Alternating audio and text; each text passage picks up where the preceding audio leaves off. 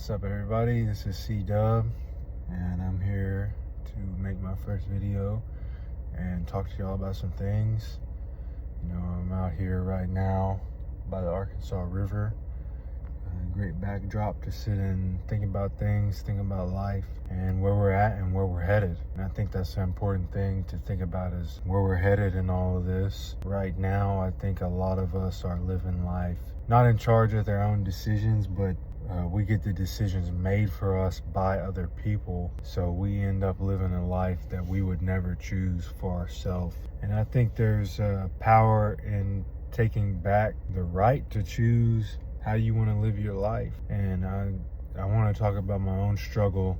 And I don't think it's anything in specific. I just think it's understanding myself and knowing that in times I've been in situations where I was not in charge of my own destiny, but allowing somebody else to decide what my destiny would be. And I think those are the times of greatest mental instabilities and, what people would call mental health and mental problems. It's not stemming from, I think it does stem from root causes. Maybe some of us do have a chemical imbalance. Maybe some of us do have, I don't know what to say. Maybe some of us don't produce the right chemical. Maybe some of us don't produce the right reaction. But I think being in situations where I'm not in charge of the decision making for my life, those instances have led me to the greatest amount of pain and suffering within my life. Maybe that could be the case for you. I think that in a lot of instances, people nowadays, we're really caught up on money, finance, and a whole lot of stuff like that. I think one of the key issues with all that is, the cost of everything is continually going up. There's no way around that. Of course, things are getting more expensive. When you look at the trend over time, in this era, that's what we've been faced with, is just a rise in price. But everything else has stayed stagnant, right? So, the job earnings, especially where I'm at, job earnings here in Arkansas, they have not followed the rest of the country as far as, the cost that work is valued at. Where I live, I view it as a declining area because I've lived here my entire life, and I've seen the loss of a lot of manufacturing jobs. I've seen, the loss of the sales industry, because where we're at, there's rich people and poor people. There's the middle class. That's becoming a thing of the past. Where I'm from, there's people that can afford to buy things and do things, and there's people that can only afford fast food and eating out. That's their only luxury. One thing that does thrive well in the city that I'm at is chain restaurants, fast food restaurants, and steakhouses and stuff, because hey, these people work all the time. They don't get a lot of money, so I don't really think they want to buy things other than, houses, cars, and maybe vacations from time to time, just so you get the hell away from where we're at. I think that those are the things that really thrive where I'm at, because it's just a short, small escape from reality to maybe go and sit down and eat that, nice meal that you've been looking forward to, which I hold nothing against those people. I like to do that too. But it's just what I've noticed in my area. One thing I've been telling people with the decisions that I've made lately to probably step away and go do my own thing is that, times are hard and times are getting harder. But one thing that's never changed is that life is short, man. And that's a constant. Life has always been short. There's no guarantees on this.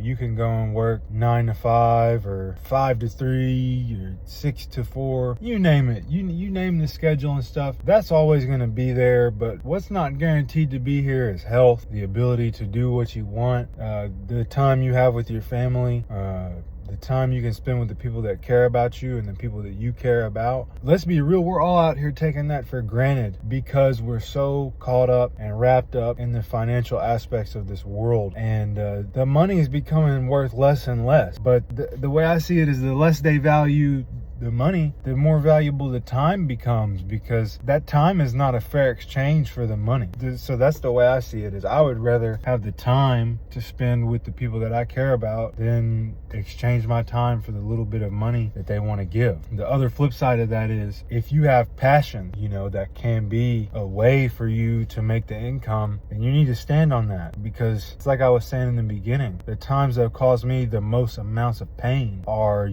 exchanging a lot of time for a little bit of money, where I have limited control over how my life is spent. It's just spent cycles of work this job, do these things. It never really pays off. We're getting less juice out of the squeeze in this modern era. It's the exchange is not a fair exchange. These employers understand that the people are, desperate. I would say, we're ushering into a modern era of slavery, because these employers and jobs out here understand how desperate people are, and they're willing to exchange more of their time for less of the benefit financially. It's really sad. At the place where I had been at, yeah, people were paid decently. I won't sit here and just say, that it was just outright slavery, but this workplace understood that they held all of the power over these people for $18 to $22 an hour, that they could make you bend your back however you needed to jump through these hoops to get the little bit of money that they would provide you with at the end of the day. I don't see how people continue to put themselves in these systems, and it doesn't add up at the end of the day. If you look at a corporate balance sheet or something like that, these corporations are just exceedingly wealthy. These people are not hurting for money. The profits are hand over fist, but what the employee is paid, minimal. This only works as long as there's somebody lining up to clock in and do that stuff. If everybody stood up against the system, a lot of these people would be, fell flat. And of course, that's impossible for everybody to just say, no more. They don't want it, because, people have mouths to feed at the end of the day. I think I've afforded myself freedom. I don't think I've afforded myself. I know I've afforded myself a certain freedom to not put up with some of these things, because I don't have children depending on me at the end of the day, and I'm thankful for that. I don't mean this negatively to anybody out there who wants children, has children. You have mouths to feed. Children are definitely a blessing, and it's God's gift to be able to reproduce and have little versions of you running around and raising up. That's great and all, and I support anybody that has that. But I question anybody that has children, because you see the world that we're living in, and you're bringing more people in to live this same existence. Unless you're a millionaire, trust funded, $100,000 in cash, well, you probably need more than that nowadays. But unless you have extreme wealth and you can protect and shield child that's coming up from the harsh realities of this world that we're in, I really question why you brought them here. This is a sad world that we're living in, and I don't wish that on the next generation. I would not choose to offspring a next generation under my current circumstances. I can't see that being the right thing to do, to drop another person into this struggle. And at my young age, I do consider where I'm at in life to be a young age. I've seen some messed up stuff. I won't even sugarcoat it to you. I have seen some horrible, messed up things in my short amount of time here, and I would not want to subject someone else to that, choosily by bringing them here. I'm not trying to say that life is not worth it. I'm very thankful for the life I have and the life I've been blessed to live, man. And I'm not even talking about I'm talking about personal life at this point. See some crazy things, man, and I think the world outside is only going to get crazier as we go. Very, very interested in seeing what the future holds. And I also think that on the flip side of things, on a positive note, if we're all here for a purpose, we're all at this point in time for a purpose, and I think we need to live up to our maximum potential. And if you don't like what you do, who you are, you were given the time and ability to change it. And I'd encourage everybody to think deeply about the time you spend and things you do over the next 2 years, will that still be there? Because I know working a desk job, office job, kind of clerical work, that's probably not going to be here in the next few years. And that's the type of stuff I was doing. I would, and when you really research the laws and stuff, like the Ford versus Dodge Brothers lawsuit that set the tone for modern industrialism, modern capitalism, and the shareholder-backed companies and stuff. These companies' only requirement is to increase the profits for their shareholders. That's it. These companies owe you nothing. So we're on the cusp of a new revolution industrially. The next industrial revolution is upon us. And what you do, if that's not going to be a part of that, you need to really think about, your next steps on how you want to navigate and maneuver the world, because the government I don't see them taking any steps to account for what's going on. The companies, legally, they're only bound to increase the profits of their shareholders. So they're not just sitting and worrying about what they're going to do for people like you and me. Once this revolution is upon us, you're going to get kicked to the curb, and these companies are going to rake in the profits hand over fist. But there's lots of things that we can do that are irreplaceable to that, and I'm not going to get into exactly who I am or what I do.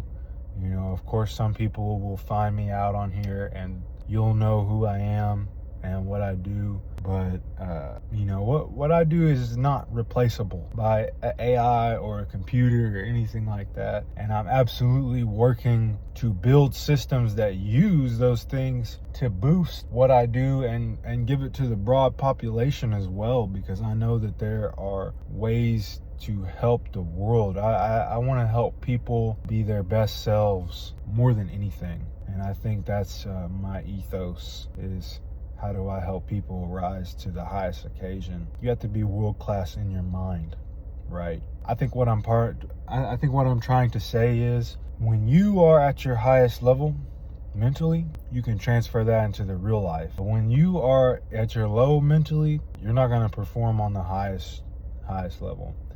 And I think that's really all I have for this first video. Hopefully I get some response. We'll see. Bear with me. This is my first shot at this. So I'll be back and record some more and talk with y'all some more. If y'all have any questions, hit me with those. And thank you for listening.